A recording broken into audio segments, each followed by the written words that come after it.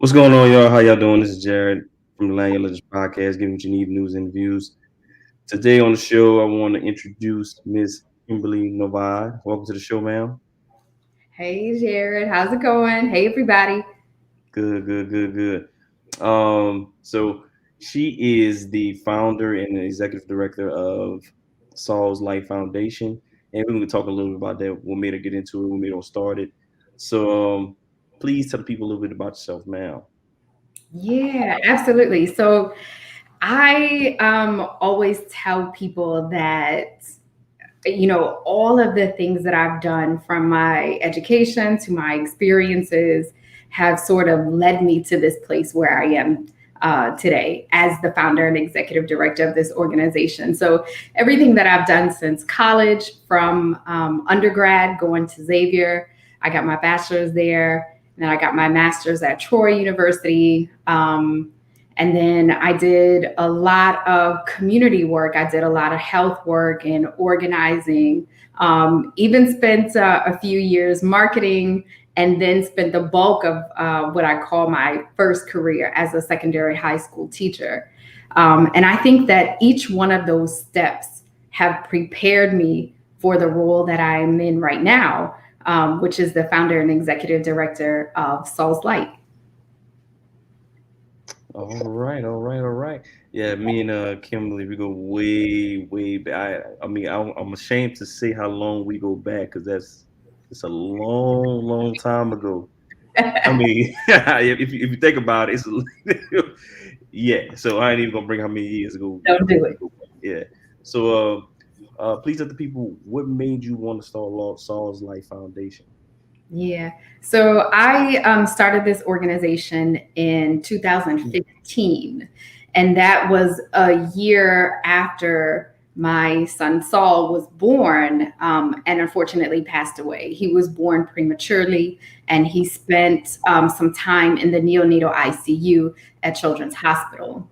Up until that time, I was a high school teacher, and I thought that I would be a teacher. I thought I would retire from that job. But then, having gone through the experience of having him and going through the experience of the NICU, and then ultimately losing him, was sort of a like catalyst for change in my life. And so I think probably most bereaved parents, right? Most people that lose a child will tell you um, it irrevocably changes you, and you are never the same. And so then you have to figure out what to do with your new normal, and what is the new normal, what that looks like. And so for me, it was taking a deep dive into number one, my experience, my journey, to figure out, how did I end up in this place? How did I, as a person who would describe myself as a person who like did all the right things or made all the right preparations, how does that person end up with a premature baby who dies? And so, for me, I thought that was an anomaly. I thought, like, this is something really terrible that happened to me, and it's a very rare thing, and like that's how heavy that burden was. But the more and more that I learned about maternal child health, and the more and more I learned of what was going on in the local community in New Orleans, I realized that like premature birth was like a normal thing. People were having premature babies every day. And unfortunately, infant loss was sort of a normal experience for people in the New Orleans community as well. And when I found that out, that was very upsetting to me. In fact, I describe it as just being like mad as hell. Like, Mm. how is this happening? How have we normalized this experience as a part of what we think birth is? Um, and so for me, then the next question became, what can I do to help? What can I do to change things? What can I do to make people's experiences better? People that have had similar experiences like me. So in particular, the NICU journey, and also then, the grief and bereavement journey. How can I help to make these experiences better for the people in my community that are ultimately going to experience it. Statistics being what they are, right? A lot more people since then have experienced premature birth and infant loss and will continue to experience it, because that's just where we are when it comes to like health disparities in our community.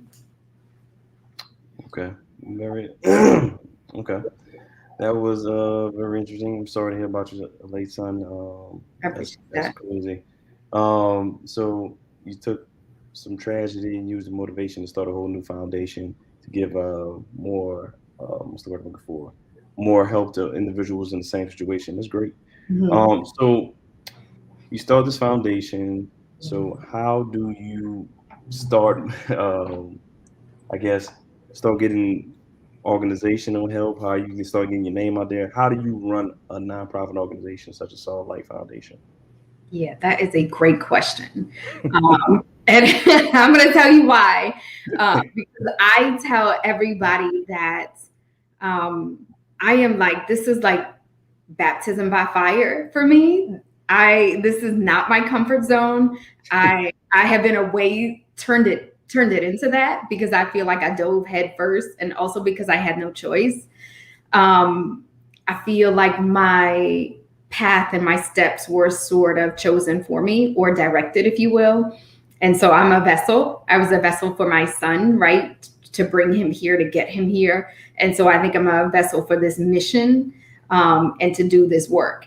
And so, what that looked like for me was like being a student of life, learning all the things that I could learn, like taking the classes, signing up for classes, reading books, doing a lot of research on the internet, talking with people who had started organizations, and then looking at a lot of other organizations that were doing similar work that I wanted to do, or just work in the maternal child health field.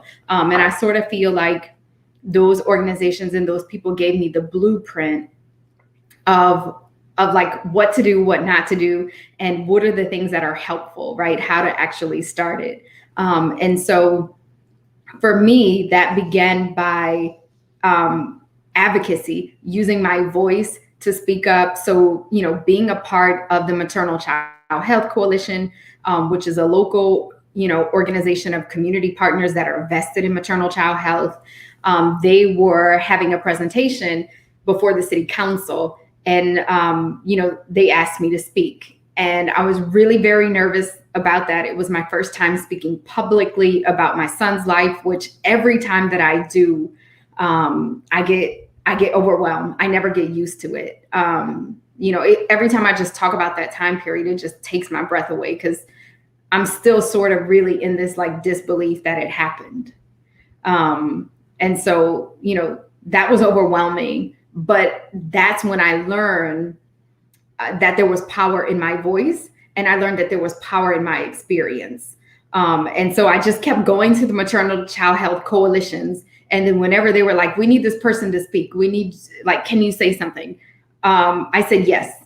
And I was nervous and I was overwhelmed, and, like my heart was beating out of my chest. All of those things happen every single time. But I did it because I knew that I had a goal in mind. I knew that, there was a reason that I'm here now. Number one, I survived child loss. And so I felt like it was up to me to decide like what to do with that. How do I find meaning? And so for me, advocacy was the first step, and using my voice to talk about my experience. And then from there, I really just started like building out ideas and programs that I knew based on my journey, like what were the things that I would have wanted as a NICU parent, as a bereaved parent. What are some of the things that I know that other people would have wanted or needed as a NICU or bereaved parent? And so then I just got to work to be able to like make those things happen, to talk about like, what does this program look like? What do people get from it? What are the results that I expect to happen? What do I want my impact to be? How do I want people to feel when they walk away from that? And so it took a lot of, again, reading, studying, talking to people, taking people's advice, being mentored by people, and then just learning like what my gift was and what did I have to bring to the table. All right, that was a good answer. That was a good answer. Okay, all right. So you go out and you start this organization. You're doing a lot of research. I respect that. A lot of people don't do research. Some people just, like you said, go ahead first. Don't do it. Don't do it. Hey, but if you do it, I mean, some people don't even take the first step. Some people just scared to even put themselves out there. So if you go out there head first, hey, at least you took a chance. So let's talk about your. So you begin the foundation. How do you get your name out there? Like, how do you promote yourself? How do you get involved? Like, how do you impact the community?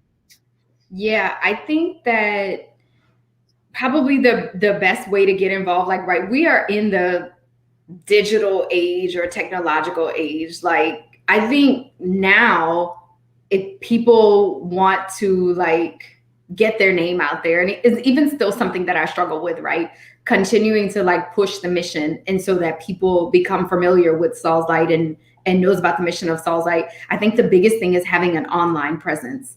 I think that social media is huge right now, and I think that any organization that is trying to build a base of support and that is trying to build a base of awareness, a base of donors, a base of funders, you know, people that are going to support and encourage the mission. I think you have to have an online presence. And so, you know, even if you just got a WordPad website, right? You got to have a website. People have to be able to look you up and find you online. And then with social media, you have to be able to use social media to tell your story. And I think like Instagram is a great platform for that, you know, like putting out pictures of what you're doing, the things that you're doing in the community. So if you're speaking before city council, then putting pictures or putting video of that, or getting like a Twitter, right? And then commenting. Don't forget about your TikTok videos. Yeah. Oh my gosh. Let me tell you, I love TikTok. I love it. And if it were up to me, I would have shares in the company, but I found out it's still a private company. They have not gone public. That's how much I love TikTok. But you know, since we're not going to talk about how far back we go or how old I am, I'm just going to say that TikTok is not easy for me. I don't really know how it works. And I have made a few TikTok videos, and that's because they are all one take. There's no editing involved. There's none of that. And, you know, but TikTok is fun. And I think that a lot of like young people are on TikTok, and that's what's exciting right now, right? And so I think that, you know, you don't have to spend all your time on social media. You don't have to spend all your time on TikTok, but you do have to know how to reach your audience. And it seems to me that people really like TikTok and they like the reels, and people are responding to that. And so when you're running a nonprofit, it's important to be able to, like, one, push that mission, but number two, fundraise. And so if people are seeing your message and they're getting information, or they're seeing the work that you're doing and they think that you're making a difference, they're going to invest in your mission. And an investment in your mission looks like a donation. And they're more likely to do that if they get a positive sense of who you are and the work that you're doing. So, you know, TikTok for me is just like a fun way to look at serious topics, right? Because the NICU journey, the bereavement and grief journeys, those are serious topics. But they don't always have to be like, you know, a Debbie Downer situation. You can poke fun at it. You can laugh at it. You can have a good time, and you can use those platforms to really like tackle serious issues, which is what I hope I'm doing. I hope y'all not laughing at me on TikTok. Yo, I ain't gonna lie. TikTok videos are funny. TikTok videos are funny. I ain't gonna lie. They're hilarious. But But they are funny. So so run. If y'all don't, y'all need to go follow Kimberly at Saul_light on all social media, especially TikTok, because the videos on TikTok are real funny. Yeah, I'm gonna have tomorrow. I'm gonna have a new one tomorrow.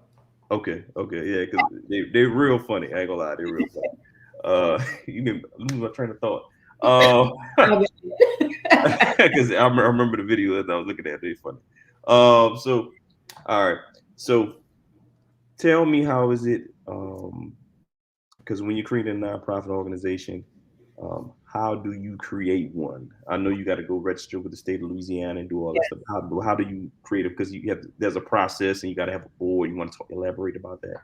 Oh, yes, absolutely. So, the first thing that you have to do is, like you said, register with the state and get those articles of incorporation. And that's just like the state checking you out, making sure that you are the person that you say you are and that you're going to do the thing that you say that you're going to do, right? And so they will give you the articles of incorporation, which is very important because that is how you apply for everything else, right? Your nonprofit status, that EIN number that you're going to need for funding, and things like that. I think that after getting your things straight legally is probably the most important thing that all nonprofit founders should do, because there are going to be a lot of opportunities, whether it's funding from major corporations or company or individual donors. People are gonna want to know that you have that legal status. And not only that, it'll make people more likely to give to your mission, because if you're a tax exempt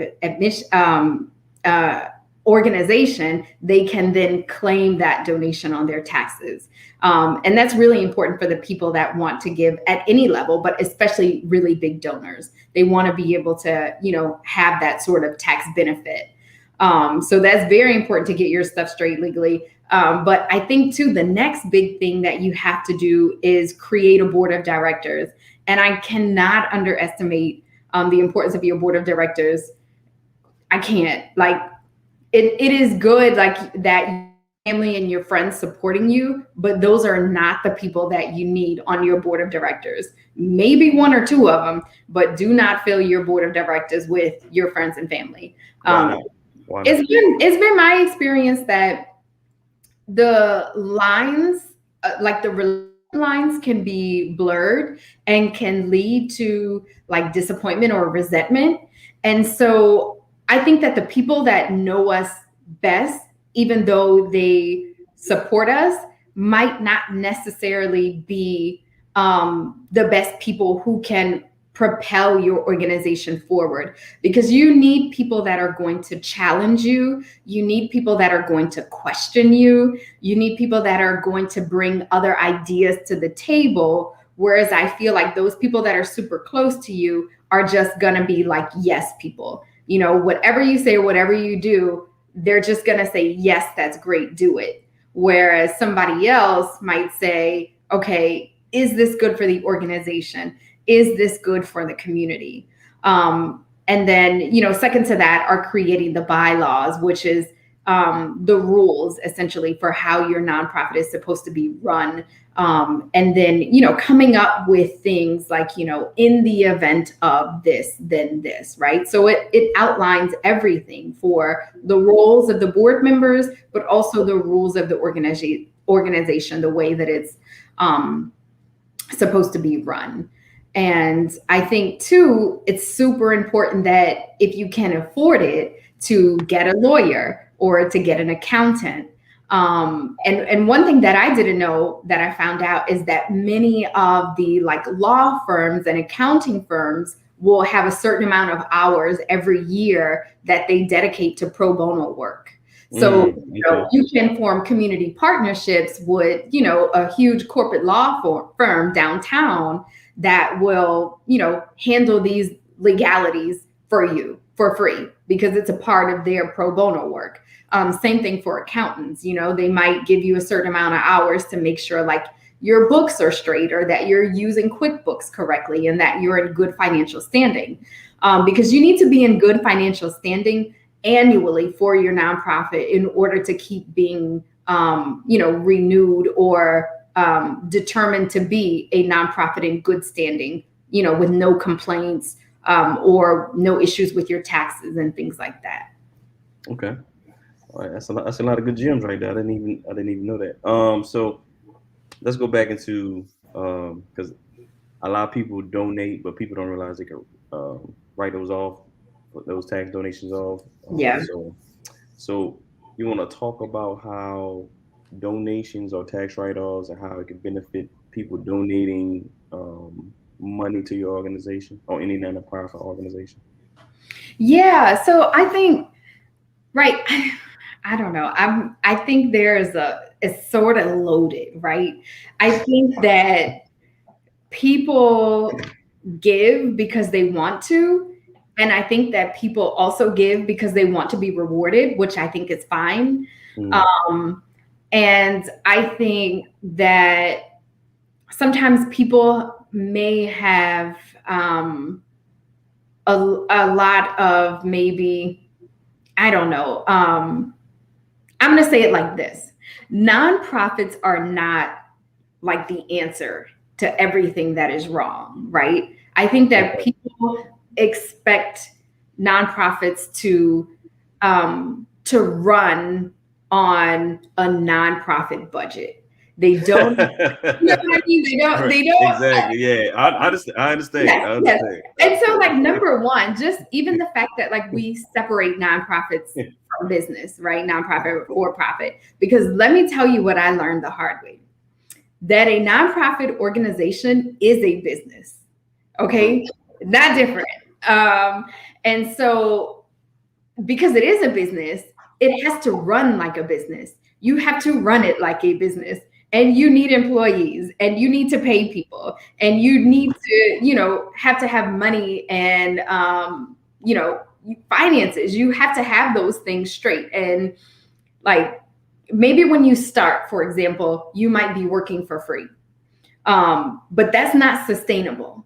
And if you're not working for free and you're not like paying yourself and you're not paying other people, like there are no employees, people are not going to invest in that organization. They're not going to see that as a sustainable organization.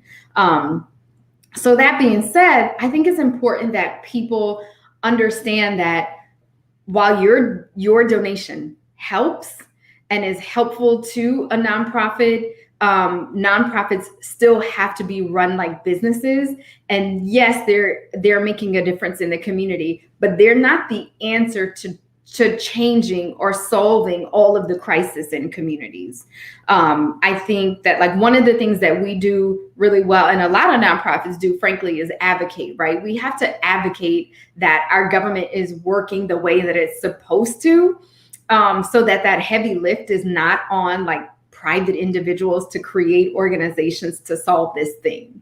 And so, again, with all that said, because I feel like I'm just talking in circles, but no, what you said is correct. That's a very true statement. A lot of people do believe that nonprofits run on nonprofit, like they're not supposed to make money, but they need to make money to operate. Yes. Right. A lot of people do believe that. Yes, and you have to, right? Especially if you want to be around in the long run, and you want to make a difference, right? Because for me, like Sauls Light makes a big difference in our community, and my like worst nightmare would be like if something happened to me and then our work stopped. Okay. And there's like nobody else, right? So what I had to learn the hard way is that like I worked for free. Nobody else is going to work for free. Nobody else is going to be the executive director for free. And then you can go to any other, like major nonprofit that's here in the city. I don't know. They fail me. United Way, Covenant House. Yes, Son of a Saint. Those people are not working for free. That's their careers, like their careers, and they have a skill set. And they deserve to be paid for their skill set and their expertise. And that's why those nonprofits are successful, right? So it also too depends on like, what do you want to do? Are you running your nonprofit as a hobby on the side? and that's not a big deal. But I think what I didn't consider, and I think what people who want to start nonprofits should consider, is what direction are they going in? Are they looking at this nonprofit organization to be their career and be their job? If so, you got to be business minded. Okay. And you have to know that eventually you're going to have an employee or two. You're going to have to pay yourself. And then also, I just feel like it could get into so many other issues too, because I feel like in general, people don't value women's work. People don't value Black women's work, right? And so they just expect us to like be the workhorse of movements and change and all the things. But we shouldn't be able to like feed our kids. Right. That was some great statements, because people don't even realize that the NFL is a nonprofit organization. People don't realize that. There's some other organizations, I can't even think of them right now, and nobody's working in the NFL for free. Exactly. I believe the CEO of the NFL gets several $1 million a year. Yes. But they don't treat the NFL as a nonprofit organization.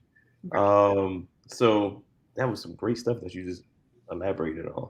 So you said something I want to talk about.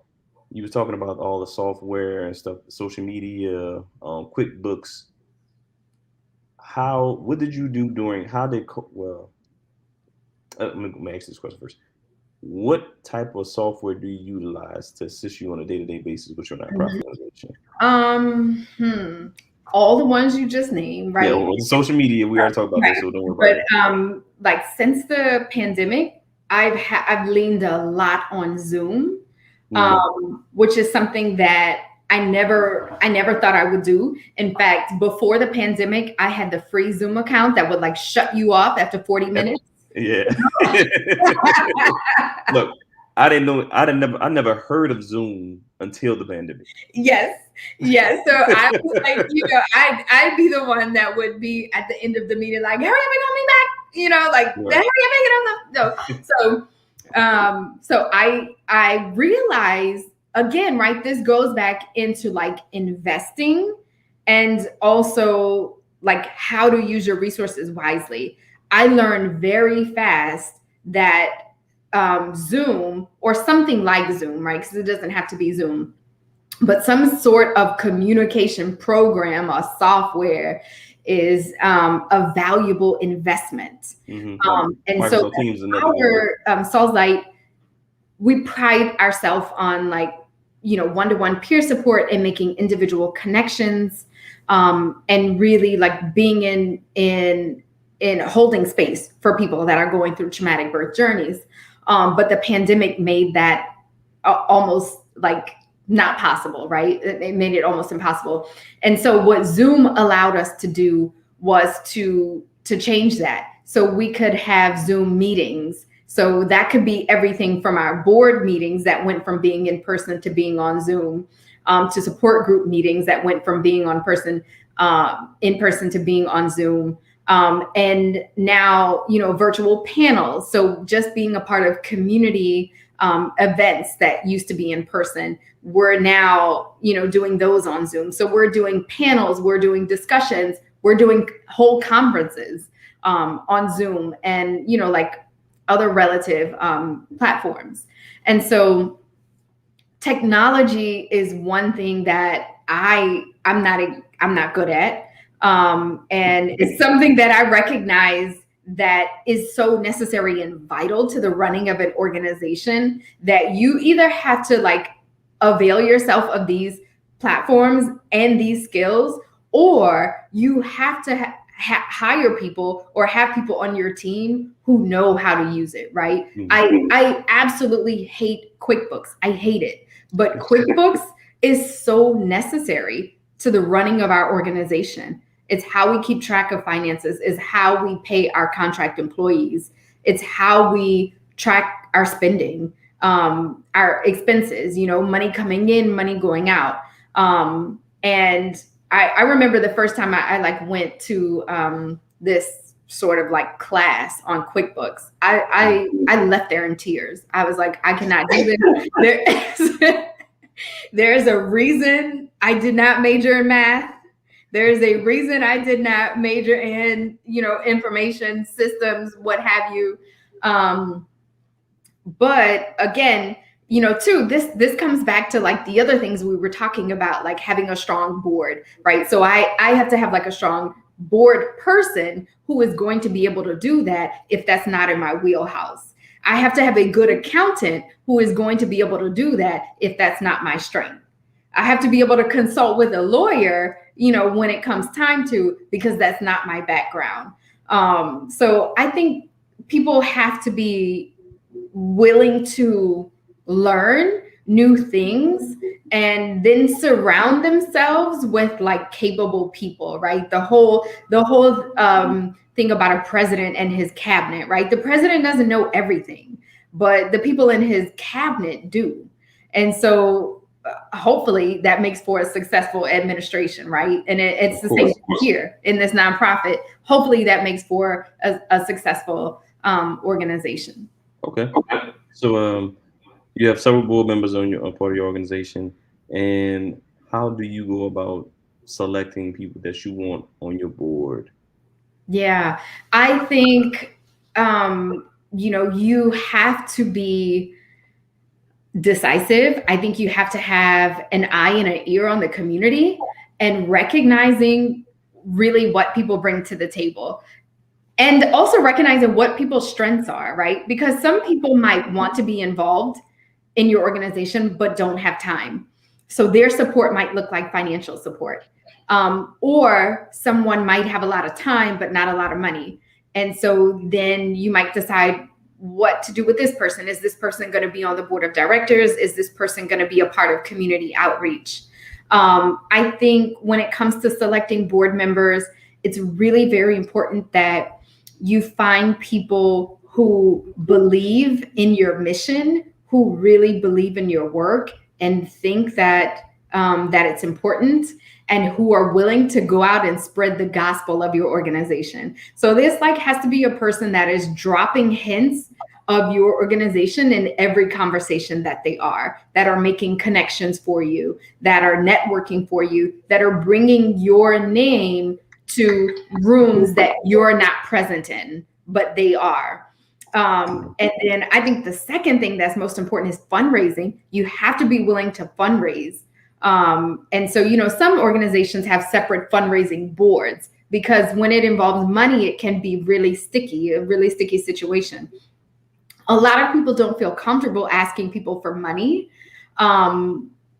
which, if you're going to be a nonprofit industry, you gotta get comfortable asking people for money. You gotta ask. You will not survive if you are not comfortable asking people for money.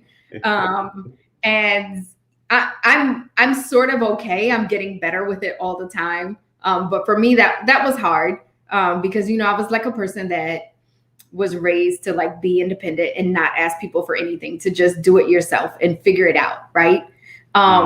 But the key word, I feel like I said before, is sustainability. It's a concept that as a nonprofit leader, as a business leader, you have to become familiar with and figure out what that means. And so because I'm an independent person and sort of an introvert and not really the person, that is going to walk up to people and ask for money, that organization is not going to work long term. That's not going to work. You have to get out of your box. You have to go and talk to people. You have to network. You have to ask for money. And I think too, something else that really helped me to understand how a nonprofit organization should be run, whether it's the administration of the organization or the programs or the volunteer or fundraising and all that, was that I was in an accelerator program at Propeller. So Propeller is a local organization that focuses on 5 areas of well-being. So it could be health, it could be water, it could be food. But these are just all sort of pockets of influence that are trying to make New Orleans a better place. And so what they do is work with business owners in nonprofit executives to be more efficient in, whatever their business is, to make sure that their mission is equitable, which I love. I think that's very important because, in New Orleans, we should always be thinking about equity and about access and, what that looks like for our community, the Black community, and people that are, might not be high up on the socioeconomic level, because that's a reality for us, right? And so I think that Propeller and other organizations like that, so there's like Camelback Ventures, for example. There's like, all these fellowships like Kellogg or the High Fellowship I was a part of. I think that applying to programs like that and learning from people that are like business mentors and people that have expertise and skills and networks that will, help you to like expand your scope of knowledge, help you to expand who you know, and help you to expand your idea of what fundraising looks like, what asking for money looks like, what makes a good board member, how to run a board meeting. I think that, organizations like that are worth their weight in gold. And I think for me, it really changed my life.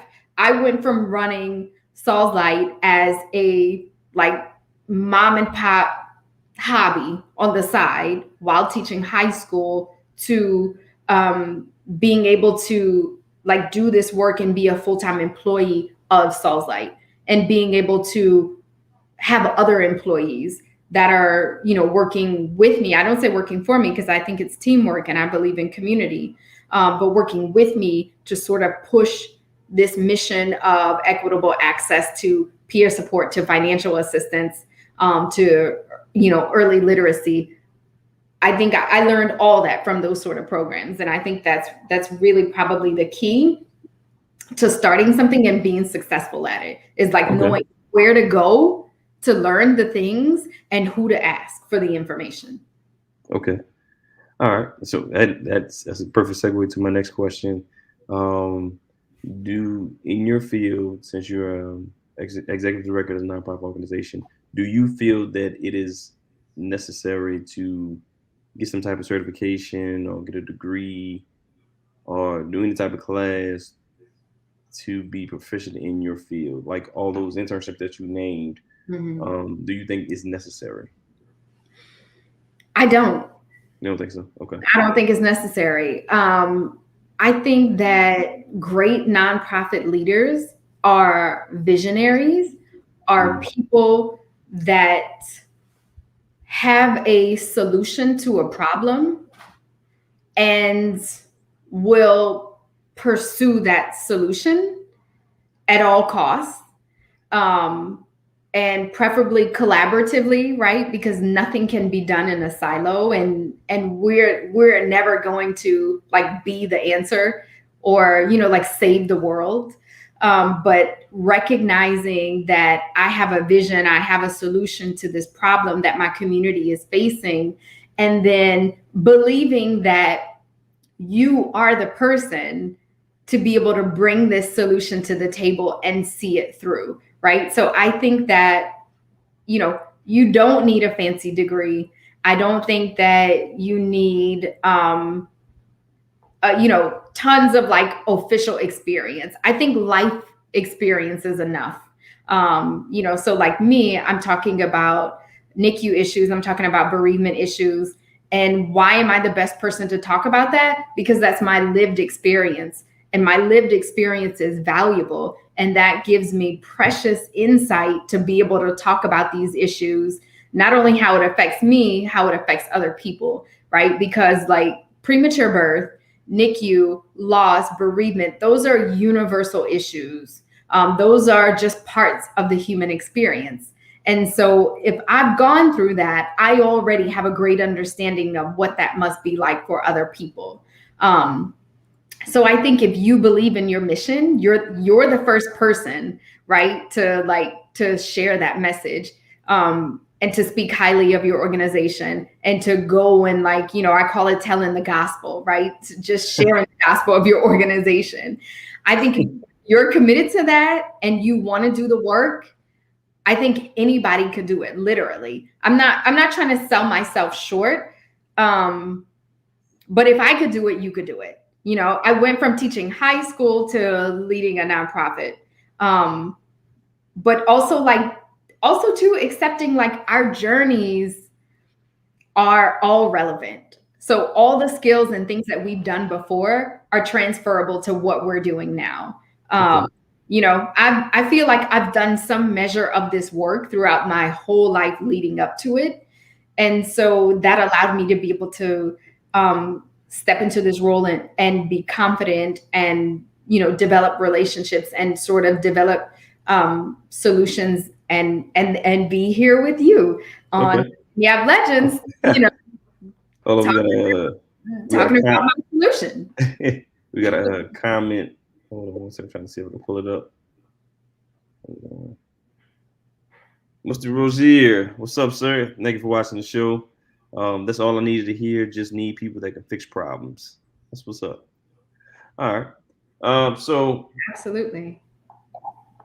So if somebody wants to start a nonprofit organization, can you name some do's and don'ts that you should do? Yes. I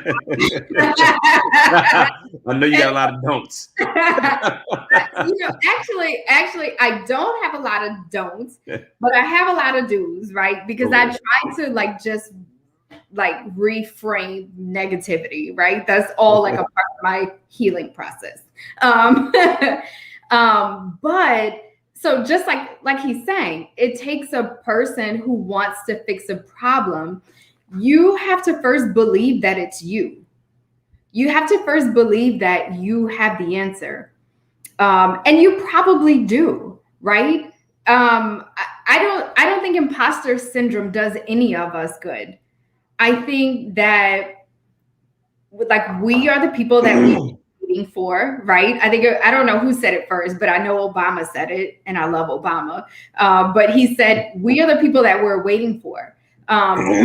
So like you have everything that you need. It's up to you to believe it. It's up to you not to compare yourself to others because other people are not on your journey. You can't look at where people are in their 10th year and then compare it to where you are after your first year, right? I think you have to be able to give yourself grace and give yourself room to grow. I think too that it's really important that you commit to this thing that you're doing, right? So you might have sort of natural experience, lived experience, you know, ideas of how this thing should work, but you also have to commit to learn more about it, to read more about it, to become, you don't have to become an expert on some issues, but at least read enough to be able to develop an opinion on it.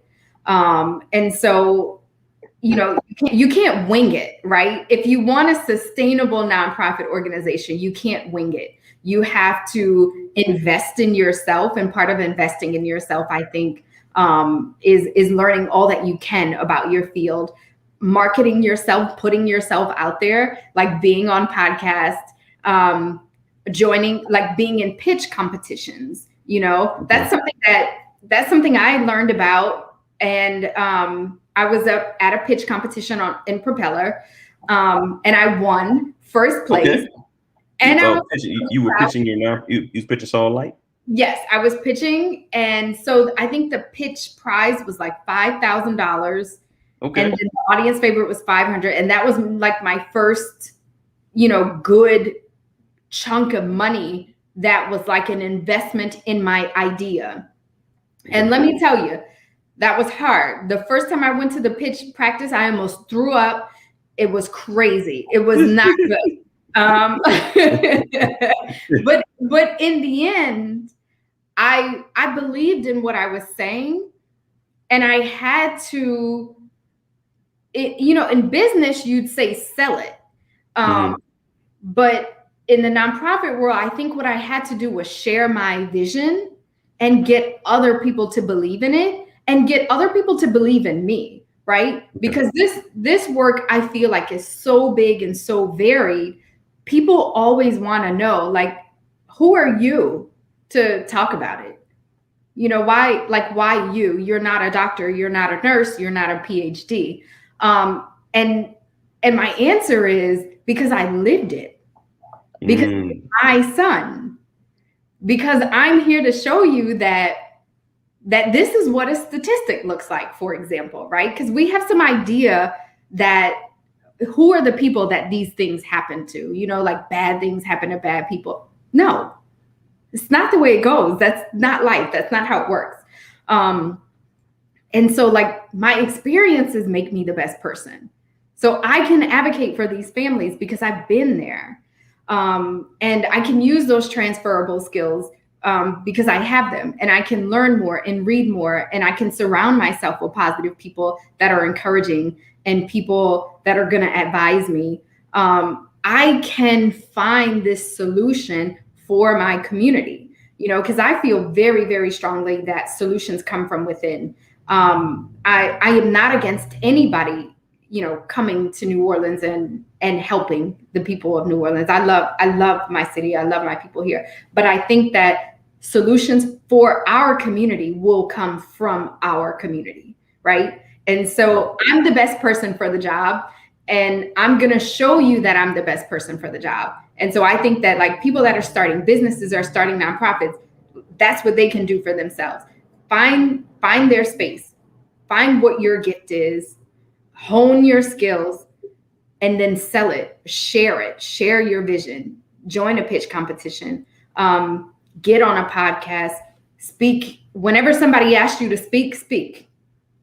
If they ask you to write a blog, like do all the things. Sometimes I'm exhausted at the end of the day because I'm doing so much promotion of Sauls Light, right? But it goes with the territory because it's a fairly new organization, and people are not going to donate if they don't know who we are, if they don't know who I am, and they don't know what I do. So anytime somebody says to me, can you do this thing? I'm going to do this thing. Okay.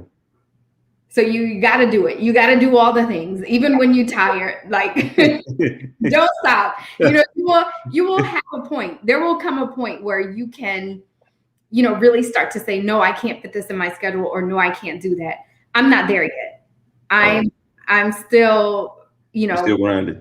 I'm still grinding. I'm still grinding. And to be honest with you, I don't know if I'll ever stop, because the work that I do now is so meaningful to me that I don't want to take a break. I want to talk about my son. I want to talk about your son. I want to talk about their son. You know what I mean? I want to talk about birth outcomes. I want to talk about prematurity. I want to talk about like, why is this happening in our community? I want to talk about mental health. I want people to know that you can give it to God and give it to a therapist, So like, it's not even work for me. It's not work for me. I like that. You can give it to God, you can give it to a therapist. I like that. I'm just saying. That's a good slogan. I like that. Okay. All right. So like one thing that though you asked is like how do I know that like I made it, right? And I feel like I made it because I'm satisfied. Like what that's gonna look different to everybody. For some people, it might be the Audi. Like I love a luxury car. That's not my car. It's not gonna be my car. But am I doing my part? Am I doing what I can do? Do I sleep well at night knowing that I made a difference? And the answer is yes, because I'm making a difference, even if it's just one person. Like I said, I'm not going to save the world. I'm not going to save the city. I wish I could. I wish I could stop prematurity. I wish I could stop infant loss. I can't. But if I can make one person like see that collectively we can support families through their toughest time, or if I can see one woman through to understand that she could give it to God and a therapist, and it doesn't make her any less of a Christian, then like that's my job, and it doesn't get me the Audi, and that's okay. Okay. Because I don't need it. You know, I have flexibility in my schedule, which is important. I have a 4-year-old, and I'm with her every day. And so I get to mother her in the way that I want to, and I get to do the work that I'm passionate about. And for me, that's success. That's a great work-life balance. Yes. Yes, Absolutely. that's what people strive for, because a lot of people work 12-hour shifts, 24-hour shifts. They can barely see their families. We have that great work-life balance. It pays off. It's worth the grind. Okay. And so also, I want to say too, because it's not lost on me that it's a privilege that I'm able to do that. And part of the reason that I am able to do that is because I do have a partner that has a 9 to 5 job that allows me the flexibility to do that, right? Because I think too that it's good for people to understand that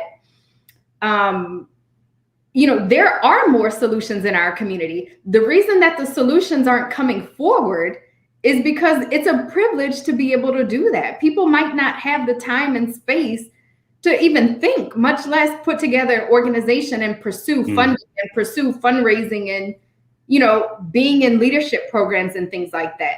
You have to have the time and space to do that.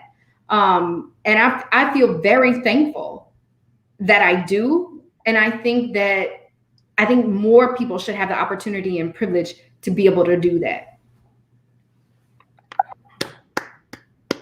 You can run for office one day. You sound like a politician. I think I told you that a long time ago. You should run. Let me tell you, I'm no politician, but I do think we need affordable housing and livable wages.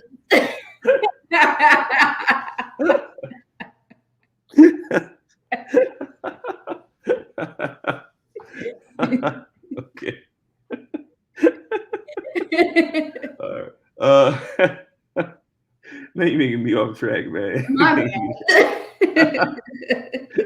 All right. So, all right. You talked about the pitch competition, right? You won $5,000 off that. So I only got a few more questions. So do you consider that moment that you knew that Sauls Foundation was going to be successful? Because everybody has that moment when, or they're striving for that moment when they feel they're going to be a success.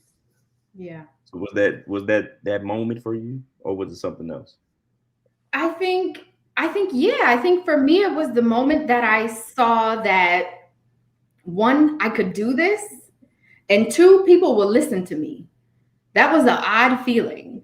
Because I taught high school, and I still to this day think that high schoolers are your harshest critics. Oh, yeah, they savages. They savages. They sniff out inauthenticity. If you're fake, they will get you. Right. And if they don't trust you, they will get you.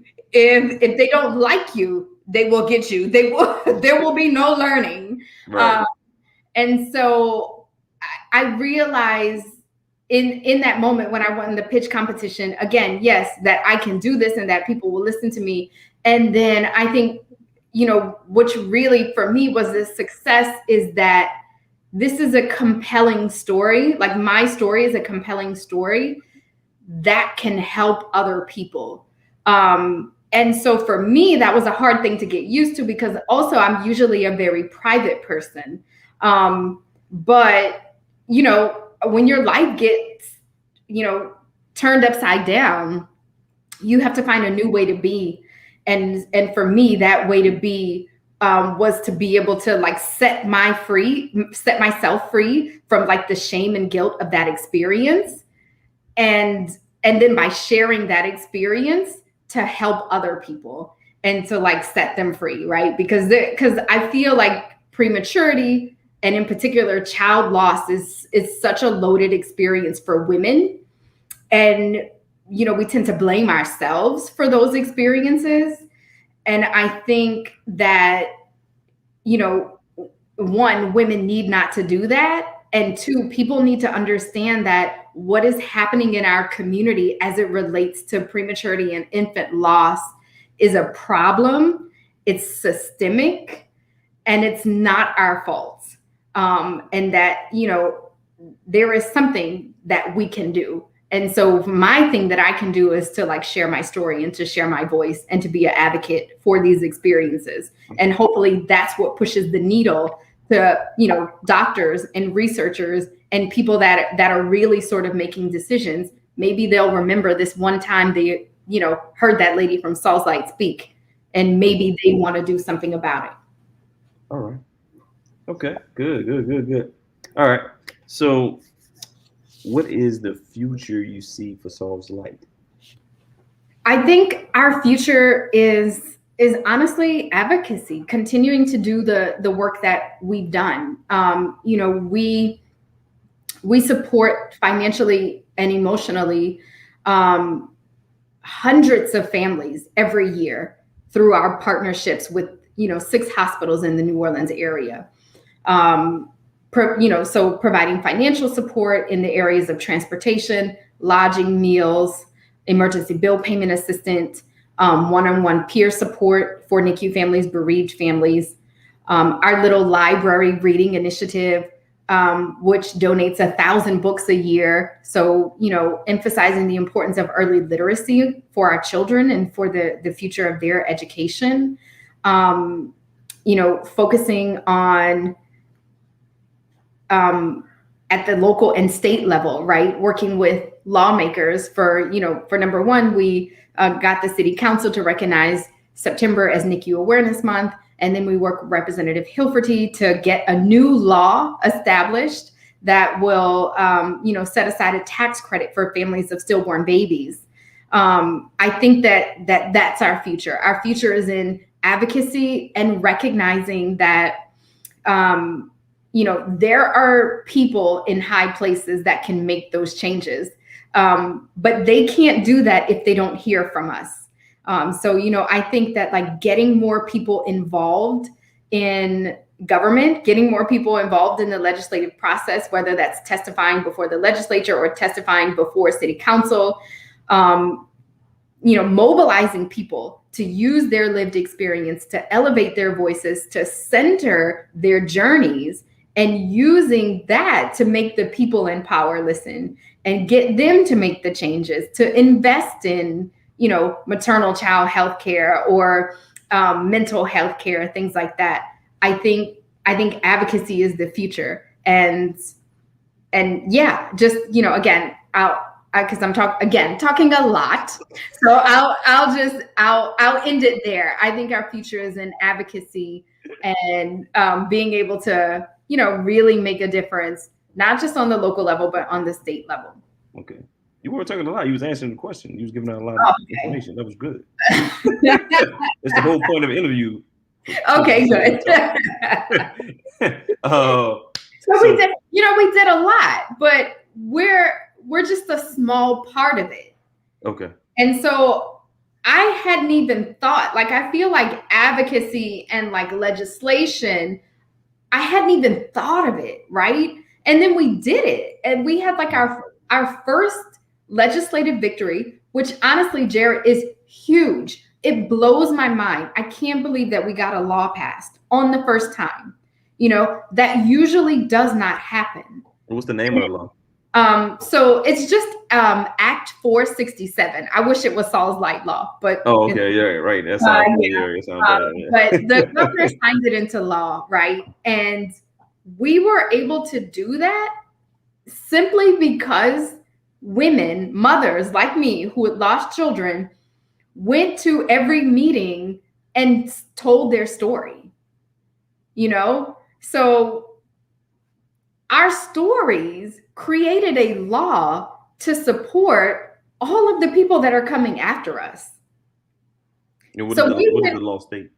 So the law, Act 467, is a law that's going to start in January 2022. So when families have stillborn babies, so a baby that's born after 20 weeks gestation, but is born not alive, they will be eligible for an income tax credit that's $2,000. They can use that $2,000 to avail themselves of mental health counseling.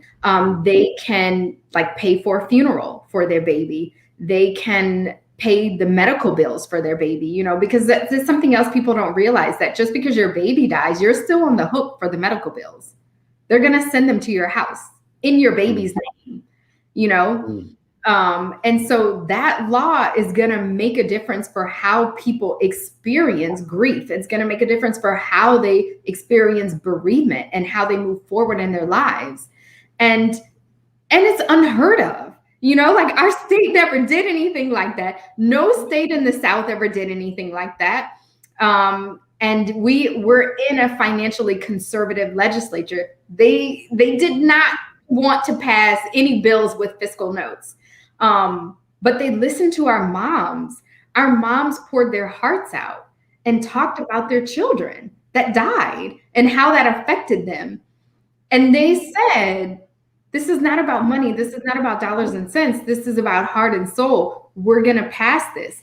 And every step of the way, you know, when it was a bill, it passed and it passed and it passed. And we met a little opposition. But then ultimately it went to the state Senate and it passed and the governor signed it. And now we're here. And so I think that we went from being sort of a pebble in the grand scheme of things, and then into making those, you know, waves, those ripples, right? And so I think that like all of us have that power, whether we start a nonprofit or not. All of us have that power, and our elected representatives have to listen to us.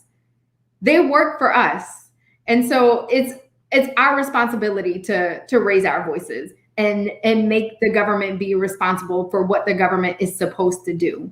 And they're supposed to take care of their people. Like I said, one day you're gonna be up there running for a Senate position or councilwoman. Something, it's coming. I see it. God willing. I see it. I mean, you got a law pass. Some people you know got a law pass. I know. Exactly. It blows my mind. It really blows my mind. I'm elated about it. I feel that my son didn't die in vain. I feel that their children didn't die in vain. And I feel more sure than I ever have in my whole life that like, this is what I'm supposed to be doing. I'm like right where I'm supposed to be. And that all things work for the good, you know? That's what's up. That's what's up. Okay. All right, man. That was great. I didn't even know about that. I didn't know about the pitch competition. I didn't know about the law passing. You've been holding out on me. I showed you something. Oh, hold on. What'd you say? It was a question. Comments. Okay. I think somebody else commented. Hold on one second. Okay. Oh, Mr. Rozier again said, I guess he was talking about a few minutes ago. Facts. Black wealth can only be taught by Black. Passions never stop. All right. Thank you, sir. All right. Yeah. So yeah. Please let the people know where they can donate, follow you on social media outlets. Hit them with everything. Yes. I'm gonna give y'all everything I got. Give out. Okay, so please follow us on social media. We are at Sauls_light. So at Sauls Light on all social media. You can donate on our website. It's saulslight.org, SAULSLIGHT.org. Please donate for Give NOLA. Please donate for your birthday. Please donate for the holidays. We need your donations. Our mission is community. We are about creating comfort and community for NICU and bereaved families. And we can't do that without your support. So collectively, remember, we are the people that we've been waiting for. And it's important that people know that the people that are supporting them are their neighbors, are the people that they're seeing in the grocery store, the people that they're seeing in the post office. You know, we're all we got. And so I am asking for your support at saulslight.org. Follow us again on social media. And I would like to make myself available for anybody that's watching or listening and wants to start a nonprofit, and wants to like have a thought partner or share their ideas or learn from my baptism by fire. You don't have to do that. Hopefully through that. So hopefully you don't have to go through that. So I'm around. I'd be happy to talk with your idea. I'd be happy to share information and tell you about those leadership programs that really helped me. Okay, most definitely, most definitely. I want to thank you for coming on the show. What was that phrase you said? You need to trademark that. What was that? What was it? You could give it to God, you give it to therapist. Yes, you need to trademark. Give it to God and give it to a therapist. Yeah. Yes. You need to trademark that. That should be on the shirt. Works for me. It works for me. All right. I want to thank you for coming on the show. Just FYI to everybody, me and my wife have also donated to Sauls Light. Yes. Yes. So I know the founder. I trust the founder. So of course I'm gonna donate to the organization. Thank you for coming on the show. You're welcome. Thank you for coming on the show. I appreciate the information you dropped. Trust me. Make sure you go to saulslight.com. Go to all the social media outlets, Sauls_light.